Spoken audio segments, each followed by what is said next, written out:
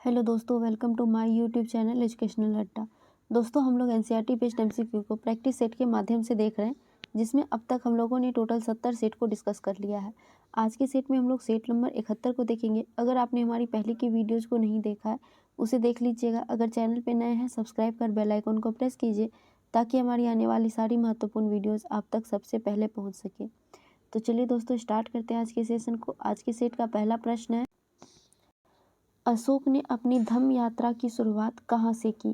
तो दोस्तों, अशोक ने अपनी धम्म यात्रा की शुरुआत बोध गया से की है। तो इसका सही आंसर ऑप्शन नंबर ए हो जाएगा, बोध गया। दोस्तों, अशोक ने अपने शासनकाल के 10वें वर्ष के बाद 10वें वर्ष में बोध गया की यात्रा की थी और 20वें साल में लुम्बिनी की यात्रा की और लुम्बिनी को कर मुक्त घोषित कर दिया। तो इसका सही आंसर ऑप्शन नंबर ए हो जाएगा। दोस्तों, अशोक के 8वें महाशिलालेख में अशोक की पहली धम्म यात्रा का चर्चा किया गया है।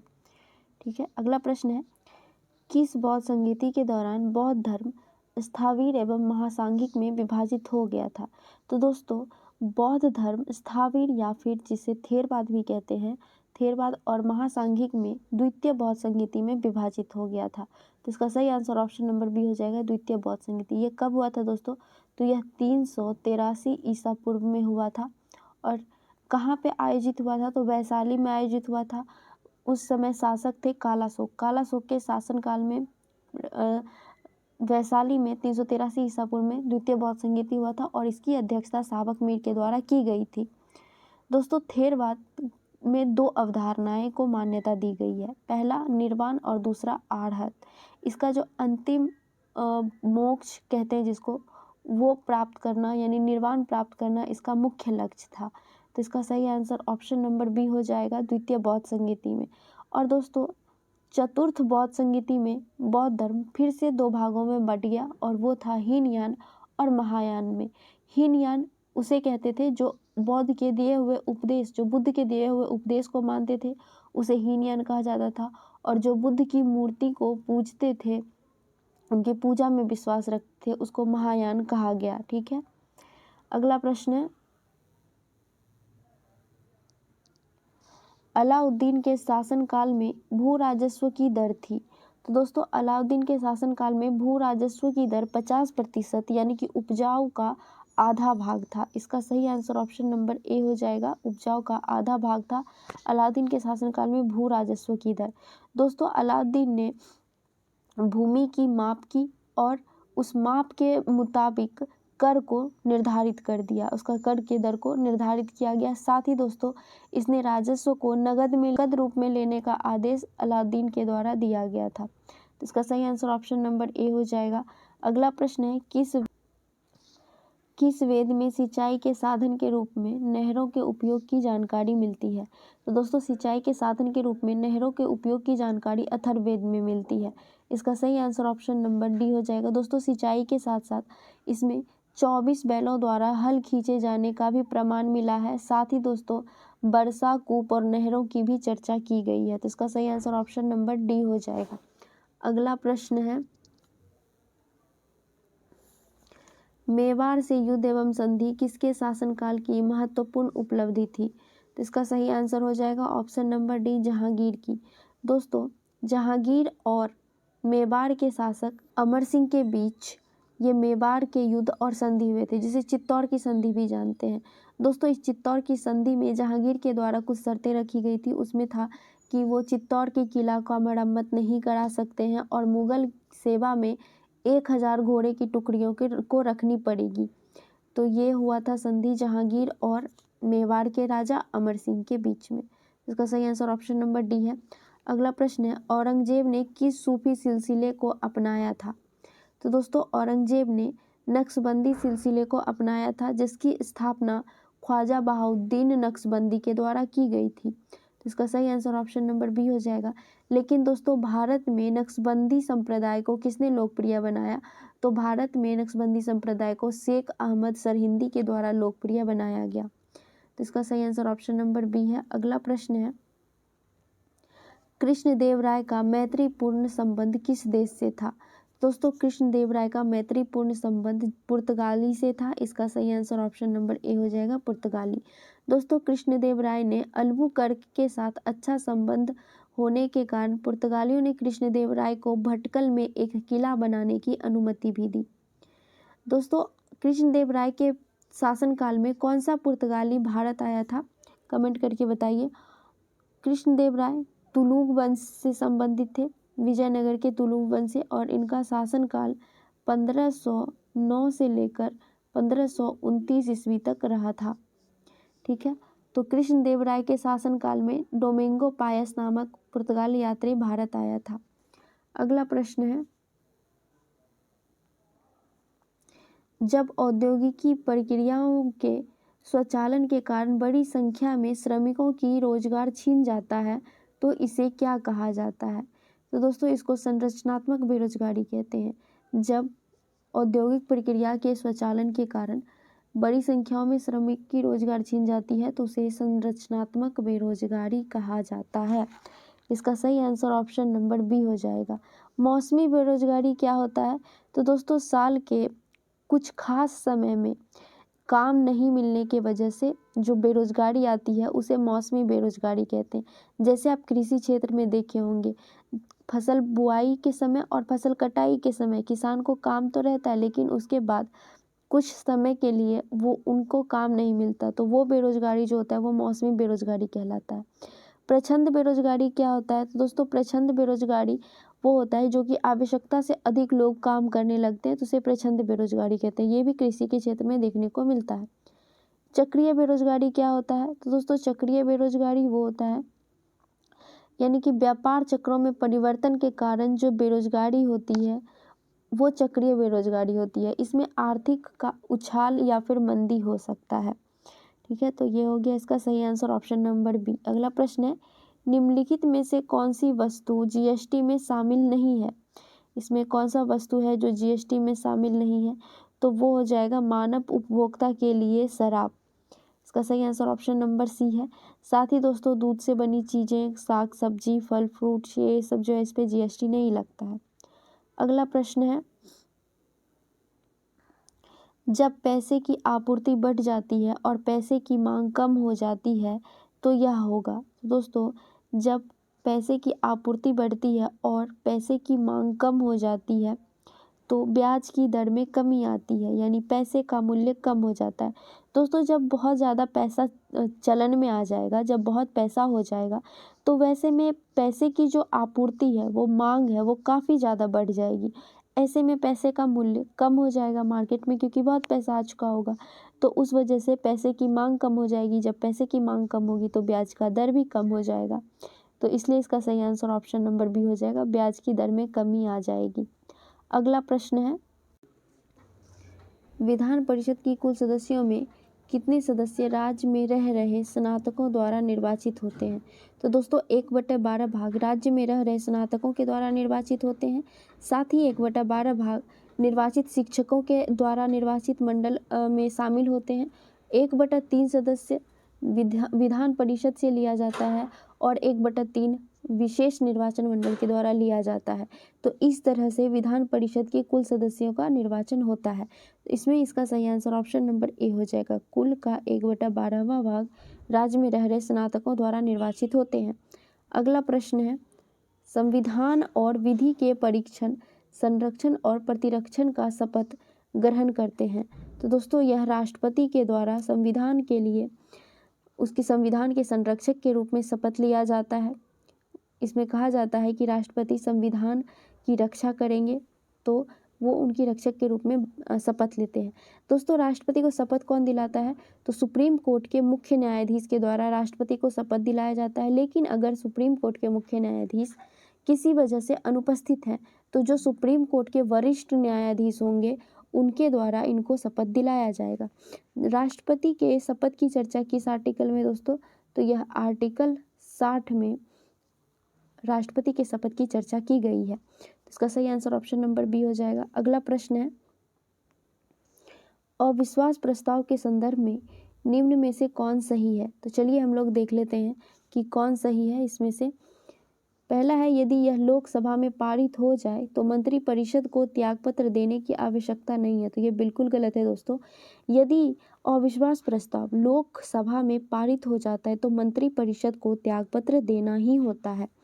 तो ये तो गलत हो गया। दूसरा है यह किसी एक मंत्री या मंत्रियों के समूह या पूरे मंत्रिमंडल के विरुद्ध लगाया जा सकता है, तो ये भी गलत है दोस्तों। दूसरा है लोकसभा में इसे स्वीकार करने का कारण बताना अनिवार्य है, ये भी गलत है। लोकसभा में इसे स्वीकार करने का कारण बताना आवश्यक नहीं है, ये सही है। तो जब अविश्वास प्रस्ताव लगता, अविश्वास प्रस्ताव लगाता कौन है दोस्तों? तो अविश्वास प्रस्ताव विपक्ष का नेता लगाता है, जिसमें टोटल 50 समर्थक का हस्ताक्षर होना आवश्यक है। दोस्तों अविश्वास प्रस्ताव केवल लोकसभा में लाया जाता है और इसे विपक्ष का नेता लगाता है। तो इसको लोकसभा में इसे स्वीकार करने के लिए कोई भी कारण बताने की आवश्यकता नहीं होती है, तो इसलिए इसका सही आंसर हो जाएगा ऑप्शन नंबर डी। अगला प्रश्न है निम्नलिखित में से कौन सा युग्म सुमेलित नहीं है? पहला है सांसदीय विशेषाधिकार, जो कि अनुच्छेद 105 में चर्चा की गई है, तो ये बिल्कुल सही है। दूसरा है अध्यादेश, जिसकी चर्चा अनुच्छेद 123 में है, ये भी सही है। संयुक्त अधिवेशन की चर्चा अनुच्छेद 108 में है, तो ये भी सही है। राज्यपाल की चर्चा अनुच्छेद 153 में है, ना कि 154 में। तो 153 में कहा गया है कि प्रत्येक राज्य के लिए एक राज्यपाल होगा, तो इसमें से कौन सुमेलित नहीं है? वो है ऑप्शन नंबर डी। तो इसका सही आंसर ऑप्शन नंबर डी हो जाएगा। अगला प्रश्न है स्वतंत्रता पूर्व भारत में निम्नलिखित में से किसने केंद्रीय विधानसभा में स्वराज दल का समर्थन किया था? तो दोस्तों इसका सही आंसर ऑप्शन नंबर ए हो जाएगा।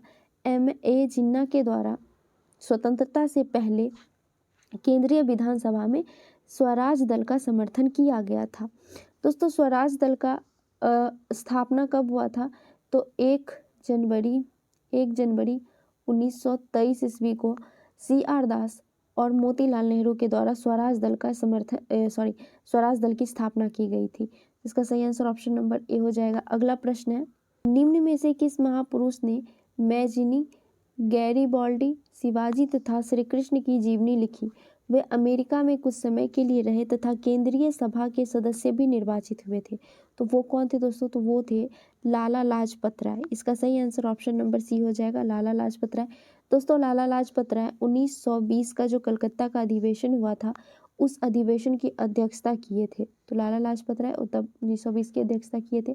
साथ ही दोस्तों यह 1921 से लेकर 23 तक जेल में रहे थे और जेल से निकलने के बाद, जेल से रिहाई के बाद विधानसभा के लिए इन्हें चुना गया था, तो ये केंद्रीय सभा के सदस्य के रूप में भी निर्वाचित हुए थे। तो इसका सही आंसर ऑप्शन नंबर सी हो जाएगा, लाला लाजपत राय। अगला प्रश्न है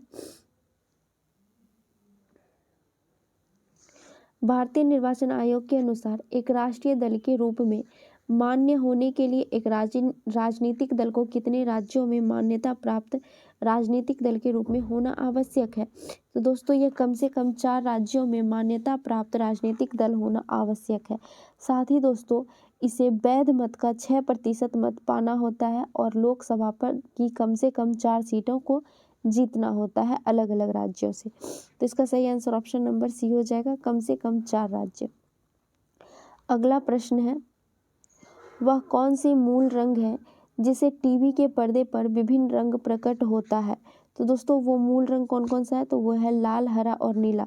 लाल, हरा और नीला रंग को मिलाकर टीवी के अनेक रंगों को बनाया जाता है। तो इसका सही आंसर ऑप्शन नंबर ए हो जाएगा। और प्राथमिक रंग भी है ये लाल, हरा और नीला। लाल और हरा ये 2 प्राथमिक रंग मिलने से एक द्वितीयक रंग बनता है, वो पीला रंग है। हरा और नीला हरा और नीला रंग मिलने से श्याम रंग बनता है और नीला और लाल रंग बनने से मेजेंडा रंग बनता है। ठीक है। अगला प्रश्न है इनमें से कौन विषाणु जनित रोग नहीं है? तो दोस्तों 6 रोग ये विषाणु जनित रोग नहीं है, यह बैक्टीरिया यानी कि जीवाणु के कारण फैलता है। दोस्तों यह हवा से फैलने वाला रोग है, तो इसका सही आंसर ऑप्शन नंबर डी हो जाएगा। 6 रोग से हमारे शरीर का फेफड़ा प्रभावित होता है, तो 6 रोग से होने वाला प्रभावित अंग कौन सा है? तो वो है फेफड़ा। ठीक है, इसका सही आंसर ऑप्शन नंबर डी है। अगला प्रश्न है सिरका और बेकिंग सोडा की अभिक्रिया से क्या बनता है? तो दोस्तों सिरका और बेकिंग सोडा की अभिक्रिया से कार्बन डाइऑक्साइड बनता है। इसका सही आंसर ऑप्शन नंबर बी हो जाएगा। सिरका क्या होता है दोस्तों? सिरका एसिटिक एसिड होता है और बेकिंग सोडा सोडियम बाइकार्बोनेट का मूल यौगिक होता है। दोस्तों जब क्या कहता है सोडियम बाइकार्बोनेट एसिटिक एसिड से रासायनिक प्रतिक्रिया करता है तो वह कार्बन और ऑक्सीजन को मुक्त करता है और फिर उससे कार्बन डाइऑक्साइड मिलकर कार्बन डाइऑक्साइड बन जाता है। साथ ही दोस्तों यह पानी सोडियम एसीटेट और एसीटेट आयन को भी बनाता है। तो इसका सही आंसर ऑप्शन नंबर बी हो गया। अगला प्रश्न है, महिलाओं में उदर के नीचे भाग के दोनों ओर कितने अंडाशय स्थित होते हैं? तो दोस्तों ये एक जोड़ी अंडाशय स्थित होता है जो कि फ्लोपियन ट्यूब से जुड़ी रहती है। तो इसका सही आंसर ऑप्शन नंबर ए हो जाएगा, एक जोड़ी। अगला प्रश्न है, प्रकाश संश्लेषण के माध्यम से कुल स्थिरीकृत कार्बन डाइऑक्साइड का लगभग आधा भाग कौन स्थिरीकृत करता है? तो दोस्तों ये शैवाल करता है। इसका सही आंसर ऑप्शन नंबर सी हो जाएगा। हमारे जो वायुमंडल में मौजूद कार्बन डाइऑक्साइड है उसको सबसे ज़्यादा शैवाल के द्वारा अवशोषित किया जाता है और प्रकाश संश्लेषण के माध्यम से ऑक्सीजन छोड़ा जाता है, जो कि जल में रहने वाले इलाकों में ये शैवाल जो होता है जलीय इलाकों में ऑक्सीजन को छोड़ता है और जलीय जानवरों को वो ऑक्सीजन लेने में मदद करता है। तो इसका सही आंसर ऑप्शन नंबर सी हो जाएगा। अगला प्रश्न है, टिड्डी, तितली, बिच्छू, झींगा सभी किस संघ के उदाहरण हैं? तो यह दोस्तों ऑर्थोपोडा संघ के उदाहरण है। इसका सही आंसर ऑप्शन नंबर सी हो जाएगा, ऑर्थोपोडा। दोस्तों ऑर्थोपोडा संघ के जीव में बाह्य कंकाल होता है जिसे एक्सोस्केलेटन कहा जाता है। ठीक है, इसका सही आंसर हो गया ऑप्शन नंबर सी। अगला प्रश्न है, स्ट्रेप्टोमाइसिन प्रतिजैविक किस जीवाणु से प्राप्त किया जाता है? तो दोस्तों स्ट्रेप्टोमाइसिन जो है वो स्ट्रेप्टोकोकस ग्रीसस से प्राप्त होता है। किससे? स्ट्रेप्टोकोकस ग्रीसस से। दोस्तों इस प्रतिजैविक का प्रयोग किस में होता है? तो तपेदिश में होता है। चूहा काटने पर जो बुखार लगता है और अन्य कई जीवाणु जनित रोगों में स्ट्रेप्टोमाइसिन नामक प्रतिजैविक का प्रयोग किया जाता है। तो इसका सही आंसर ऑप्शन नंबर ए हो गया। अगला प्रश्न है, इनमें से कौन धमनी का कार्य नहीं है? तो चलिए देखते हैं इसमें से कौन धमनी का कार्य नहीं है। पहला, यह रुधिर को हृदय से अंगों की ओर लेके जाता है। तो दोस्तों बिल्कुल ये सही है। धमनी रुधिर यानी ब्लड को हृदय से अंगों की ओर लेके जाता है। यह लाल रंग का होता है, बिल्कुल यह लाल रंग का होता है। इसमें रुधिर दबाव के साथ धीरे धीरे बढ़ता है। ये गलत हो जाएगा दोस्तों, इसमें कोई रुधिर दबाव के साथ धीरे धीरे नहीं बढ़ता है। इसकी दीवारें मोटी तथा पेशियाँ होती है। ये बिल्कुल सही है, धमनी की दीवारें मोटी और पेशियाँ होती है। इसमें से गलत कौन है? वो है ऑप्शन नंबर सी। इसका सही आंसर ऑप्शन नंबर सी हो जाएगा। साथ ही दोस्तों धमनी क्या करता है? तो रक्त प्रवाह और रक्तचाप यानी ब्लड प्रेशर को नियंत्रित करने में मदद करता है। अगला प्रश्न है, निम्नलिखित में से कौन कीटों से प्राप्त नहीं होता है? तो इसमें कौन सा ऑप्शन है जो कीट से प्राप्त नहीं होता है? तो वो हो जाएगा मोती। दोस्तों मोती किससे प्राप्त होता है? तो यह सीप से प्राप्त होता है। जब सीप में कोई कीट या फिर रेत चली जाती है तो वो उस पर एक चमकीली कोट चढ़ा देता है जिससे मोती का निर्माण होता है।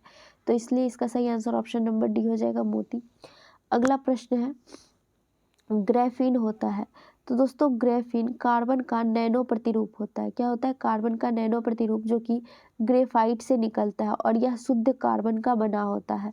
तो इसका सही आंसर ऑप्शन नंबर बी हो जाएगा। दोस्तों ग्रेफीन दुनिया का सबसे पतला, मजबूत और सबसे ज़्यादा विद्युत और तापीय सुचालक पदार्थ है। तो इसका सही आंसर ऑप्शन नंबर बी है। अगला प्रश्न है, अधिकांश प्राणियों के जीवित पदार्थ का लगभग 80% पदार्थ क्या है? तो दोस्तों अधिकांश प्राणी में जो जीवित पदार्थ होता है उसमें से 80% पदार्थ प्रोटीन होता है। इसका सही आंसर ऑप्शन नंबर ए हो जाएगा, प्रोटीन। कोशिका का सबसे ज़्यादा मात्रा जो बना होता है दोस्तों वो पानी के अणु से बना होता है, जबकि जीव द्रव्य में जो सबसे ज़्यादा मात्रा में होता है वो प्रोटीन होता है। अगला प्रश्न है, निम्नलिखित में क्षेत्रफल की दृष्टि से सबसे बड़ा कौन होता है?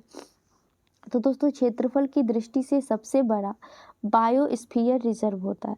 इसका सही आंसर ऑप्शन नंबर ए हो जाएगा। इसमें स्थल मंडल और जल मंडल दोनों होता है। अगला प्रश्न है, विश्व का सबसे शुष्क रेगिस्तान कौन है? दोस्तों विश्व का सबसे शुष्क रेगिस्तान आटाकामा रेगिस्तान है, जो कि दक्षिण अमेरिका के चिली में स्थित है। तो इसका सही आंसर ऑप्शन नंबर ए हो जाएगा। यह दोस्तों प्रशांत महासागर से लगभग 600 मील का सीमा बनाता है। अगला प्रश्न है, कौन सी नदी मकर रेखा को 2 बार काटती है? तो दोस्तों मकर रेखा को 2 बार काटने वाली नदी है लिम्पोपो नदी। कौन सी नदी है? लिम्पोपो नदी मकर रेखा को काटती है। भूमध्य रेखा को कौन सी नदी काटती है? तो कांगो नदी दोस्तों 2 बार भूमध्य रेखा को काटती है। और माही नदी कर्क रेखा को 2 बार काटती है। माही नदी कहाँ स्थित है? दोस्तों यह भारत में स्थित है। अगला प्रश्न है, मौर्य काल में शिक्षा का सर्वाधिक प्रसिद्ध केंद्र था। तो दोस्तों मौर्य काल में शिक्षा का सर्वाधिक प्रसिद्ध केंद्र तक्षशिला था। कौन सा था? तक्षशिला, जो कि वर्तमान पाकिस्तान में इस्लामाबाद के कुछ दूरी पर स्थित है। तो इसका सही आंसर ऑप्शन नंबर डी हो जाएगा, तक्षशिला। अगला प्रश्न है, किसके सुझाव पर बिहार में गोलघर का निर्माण हुआ? तो दोस्तों गोलघर का निर्माण का सुझाव किसने दिया था? तो वो जॉन सोर के द्वारा दिया गया था। इसका सही आंसर ऑप्शन नंबर ए हो जाएगा। दोस्तों गोलघर बनाने का आदेश किस गवर्नर जनरल के द्वारा दिया गया? तो वो थे वॉरेन हेस्टिंग। वॉरेन हेस्टिंग ने गोलघर को बनाने का आदेश दिया और इसके इंजीनियर थे जॉन गास्टिन। तो इंजीनियर के बारे में भी पूछा हुआ क्वेश्चन है, तो ये क्वेश्चन काफ़ी महत्वपूर्ण है, याद रखिएगा। इंजीनियर कौन थे? तो जॉन गास्टिन इंजीनियर थे। वॉरेन हेस्टिंग्स के समय में गोलघर का निर्माण हुआ था और सुझाव दिए थे जॉन सोर ने। अगला प्रश्न है, पुर्तगालियों ने अपनी दूसरी फैक्ट्री कहाँ बनाई थी? तो दोस्तों पुर्तगालियों ने अपनी दूसरी फैक्ट्री कन्नूर में बनाई थी। कहाँ पे? कन्नूर में। और यह कब बनवाया गया था? तो यह दोस्तों 1505 ईस्वी में बनवाया गया था कन्नूर में। और पहला फैक्ट्री कहाँ खोला गया था पुर्तगालियों के द्वारा? तो दोस्तों पहला फैक्ट्री जो है वो कोचीन में खोला गया था। ये किस ईस्वी में खोला गया था पहला फैक्ट्री पुर्तगालियों के द्वारा? आप लोग जल्दी से कमेंट करके बताइए। अगला प्रश्न है, सूरत की संधि किसके मध्य हुई थी? तो दोस्तों सूरत की संधि अंग्रेज और रघुनाथ राव के बीच हुआ था। तो इसका सही आंसर ऑप्शन नंबर सी हो जाएगा। कब हुई थी दोस्तों सूरत की संधि? तो यह 6 मार्च 1775 ईस्वी में सूरत की संधि हुई थी। और दोस्तों रघुनाथ राव जो है वो पेशवा के दावेदार में से एक थे। तो इसका सही आंसर ऑप्शन नंबर सी हो जाएगा। अगला प्रश्न है,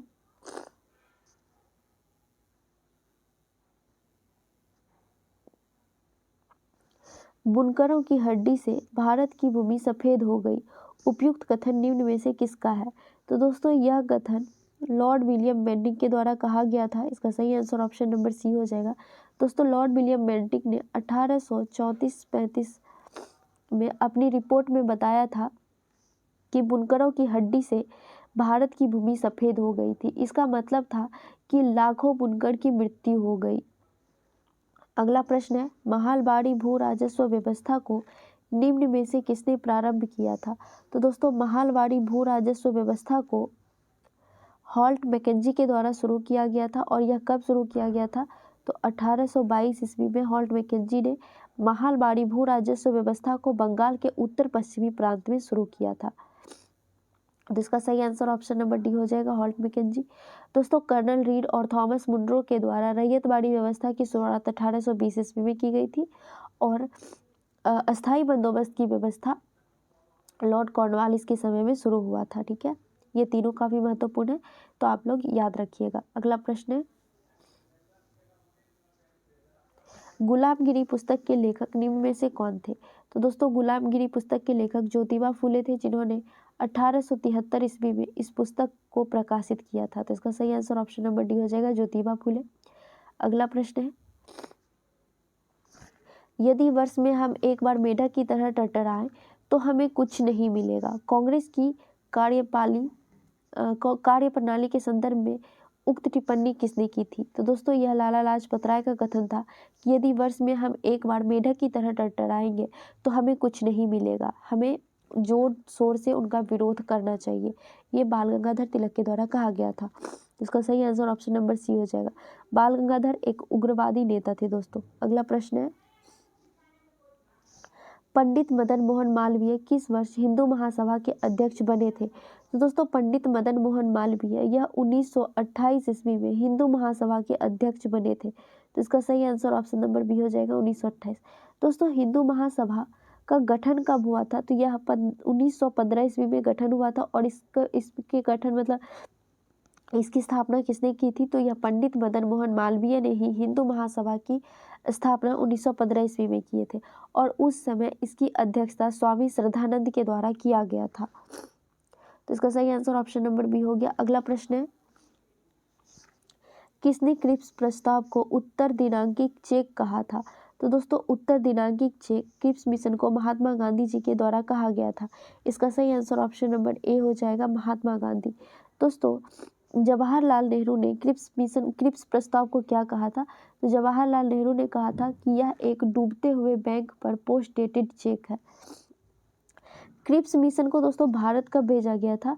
तो इसको भारत 1942 ईस्वी में भेजा गया था। और इसका जो मेन मकसद था भारत भेजने का वो था कि द्वितीय विश्व युद्ध में भारतीयों का सहयोग प्राप्त करना। तो इसका सही आंसर ऑप्शन नंबर ए हो गया।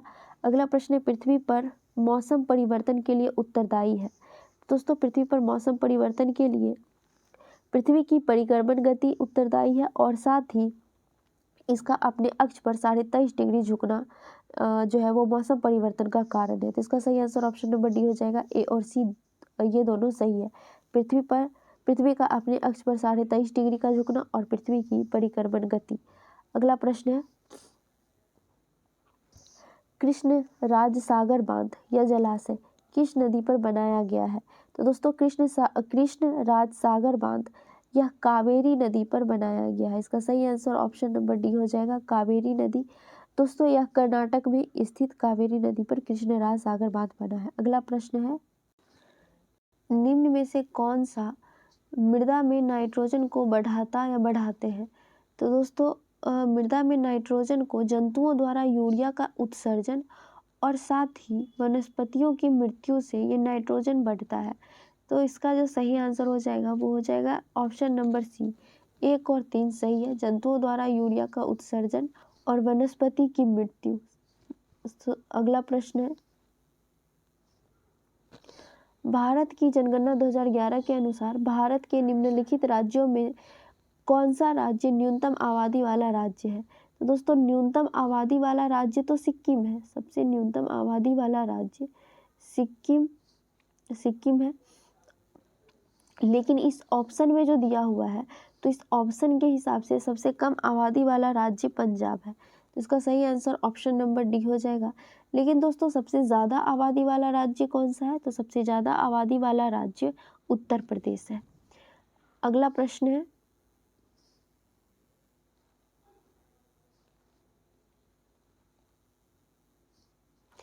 उत्तर से दक्षिण व्यवस्थित करने पर निम्न में से कौन सा क्रम सही है? तो दोस्तों सबसे उत्तर में कौन सा है? तो इस ऑप्शन के हिसाब से दक्षिण अंडमान, फिर लिटिल अंडमान, कार निकोबार और फिर ग्रेट निकोबार। ये इसका सही आंसर हो जाएगा ऑप्शन नंबर ए। अगला प्रश्न है, निम्नलिखित में से कौन सा पर्वत कैस्पियन सागर तथा काला सागर के बीच या मध्य स्थित है? तो दोस्तों कैस्पियन सागर और काला सागर के बीच काकेशस पर्वत स्थित है, जो कि एशिया और यूरोप के चौराहे पर स्थित है। तो इसका सही आंसर हो जाएगा ऑप्शन नंबर ए, काकेशस पर्वत। अगला प्रश्न है, धातुओं की सक्रिय श्रेणी में सबसे अधिक क्रियाशील धातु है? तो दोस्तों धातुओं की श्रेणी में सक्रिय श्रेणी में सबसे ज़्यादा जो क्रियाशील धातु है वो है पोटेशियम, जिसका संकेत के होता है। तो इसका सही आंसर ऑप्शन नंबर बी हो जाएगा। दोस्तों पोटेशियम हवा और पानी के साथ काफ़ी तेज़ी से अभिक्रिया करता है। तो इसका सही आंसर ऑप्शन नंबर बी है। अगला प्रश्न है, उत्तरी तथा पश्चिमी भारत में सर्वाधिक संख्या में तांबे के सिक्कों को किसने जारी किया था? तो दोस्तों उत्तरी और पश्चिमी भारत में सर्वाधिक तांबे के सिक्के कुषाणों के द्वारा जो है वो जारी किया गया था। इसका सही आंसर ऑप्शन नंबर डी हो जाएगा, कुषाणों के द्वारा। और सबसे ज़्यादा स्वर्ण सिक्के भी कुषाणों के द्वारा ही चलाया गया था। तो इसका सही आंसर ऑप्शन नंबर डी है। आज के सेशन का लास्ट प्रश्न है, वीडियो कैसी लगी ज़रूर बताइएगा। क्वेश्चन है, निम्नलिखित में से कौन सा बल प्रकृति में सबसे शक्तिशाली बल माना जाता है? तो दोस्तों सबसे ज़्यादा शक्तिशाली बल नाभिकीय बल को माना जाता है। जो कि परमाणु के नाभिक को एक साथ बांधे रखता है। और साथ ही दोस्तों यह कॉर्ड को प्रोटॉन के साथ न्यूट्रॉन बनाने के लिए एक साथ बांध कर रखता है। तो सबसे ज़्यादा शक्तिशाली बल कौन सा बल है, वो है नाभिकीय बल। इसका सही आंसर ऑप्शन नंबर ए हो जाएगा। लेकिन अगर आपसे ये पूछता कि सबसे कमज़ोर बल कौन सा है, तो दोस्तों सबसे कमज़ोर बल गुरुत्वाकर्षण बल को माना जाता है। ठीक है, तो हमारा आज का सेशन यहीं तक था। वीडियो कैसी लगी ज़रूर बताइएगा। अच्छी लगी हो तो लाइक करके जाइएगा, अपने दोस्तों से शेयर कीजिएगा। मिलते हैं नेक्स्ट सेट के साथ नेक्स्ट सेशन में। जय हिंद।